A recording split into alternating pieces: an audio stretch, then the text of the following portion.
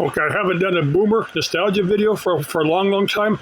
There's probably going to be a lot of my new subscribers that haven't seen any of my boomer nostalgia videos, so I'm going to try to cover as much as I can. Now, the guy Don, the guy that's got Adventures of the Broken Retired channel, I haven't watched his video, but he gave me an idea for something I don't think I covered before.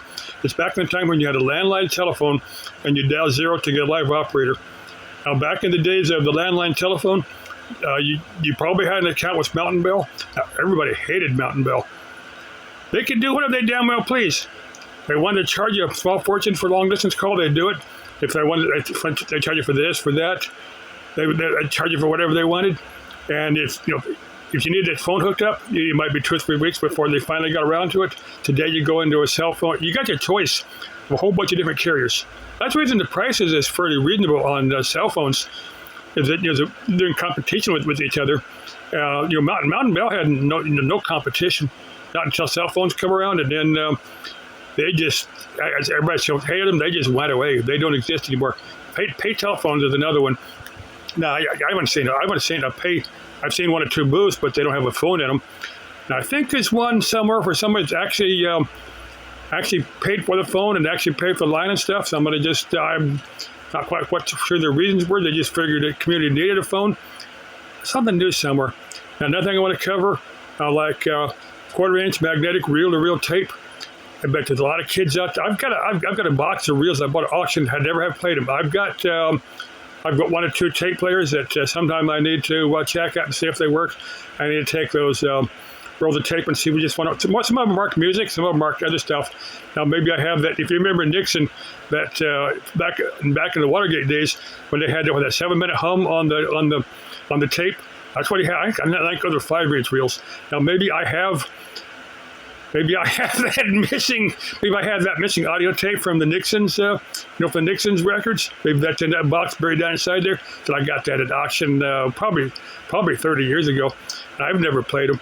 Sometime I'm gonna check out my 2 real players and you see what's on them. Been too busy downloading YouTube videos to mess with that. Let's see. CB radio. Yeah, back in the day, I don't know, about 60s, 70s. Everybody had CB radio. Now, CB radio, FCC used the wrong frequency. They put it at the very top in the shortwave band. They should have used the UHF or VHF frequency where you didn't have the noise, was better at short-range communication. Now, if they'd put it even in the mid-VHF range, it would have been a better choice in what they actually used. Let's see, 8-track tape's another one. Now, back in the day, a lot of people had 8-track tape. You can still buy cassette tapes. That's still pretty popular. That come out, I don't know when 8-track and cassette. 8-track were popular in the 60s, 70s. I had an 8-track player in one pickup. Let's see, what else am I going to cover? Magnetic, soft wire. That goes back before my time. I never used one of those. Maybe an older boomer than me could talk about. Now, let's talk about the cars with a 3-speed column shift. I could still hop in a car with a 3-speed column shift or a 4 or 5-speed floor shift. That's why I learned to drive on. I learned to drive with a car with a, with 4-speed, 4-speed standard transmission. Now on the 3-speed column, let me show you. You pull it out and all the way up. That's reverse. First you put in the clutch. Then towards it all the way down is first. Then back to neutral. And then toward the car, up a second, and then third is all the way down. That's a 3-speed column shift. Now the linkage always goofed up on those things. That's one of the problems. But I think that's why a lot of people took them out and then put a 4-speed, 4-speed or 5-speed gives you a little bit better gear ranges. I had a Toyota pickup. I put I found a 5-speed transmission in there. Now I think I told you. No, I'll tell you the story of the 2 large chicks I had in there some other time. Let's see what else I got to cover my boomer nostalgia. Let me get back to the Don from the Adventures of the Broken Retired. Now I haven't watched this video. We're talking about dial old to get operator. And back in the day, you could do that. You dial old and you could actually have live operator. Like if you wanted to make a person-to-person call, like if you wanted to you didn't want to just dial somebody randomly, the operator would ensure that the person receiving the call would actually, oh, I got another story. I have to tell some other time. Let's see, what else I got to cover? Well, back in the early days of the BBS boards, before the internet was around, you use a landline telephone to hook up your computer. Now someone else. There wasn't one big internet. People would set up a computer with a special program where you could go in there and then they'd have different stuff. You could download files and watch videos, for an individual computer, or maybe play a game or something. There was a lot of people set up BBS boards. I'd say at probably early 80s somewhere. Now, my first computer was one I put together myself. It was one of those Sinclair ZX80s. It used the DX80 processor. It actually had you just hook it to a TV.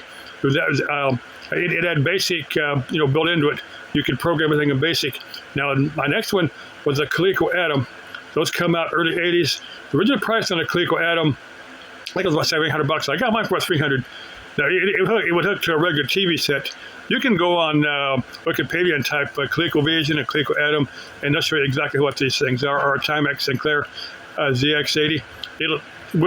These are on Wikipedia. They will show you what these are. But anyway, on this Coleco Atom, I got for $300. It came with a printer. It came with, you could run ColecoVision games on this thing, or you could, get a.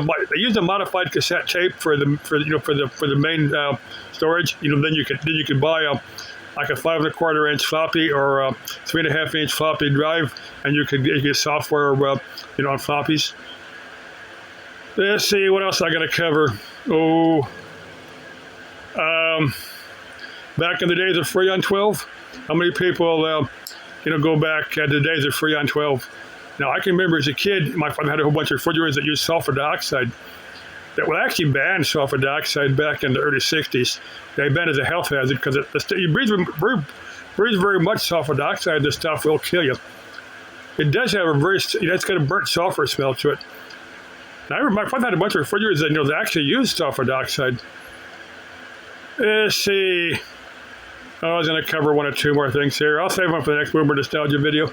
Okay, let's make life interesting. Love you all. Bye-bye.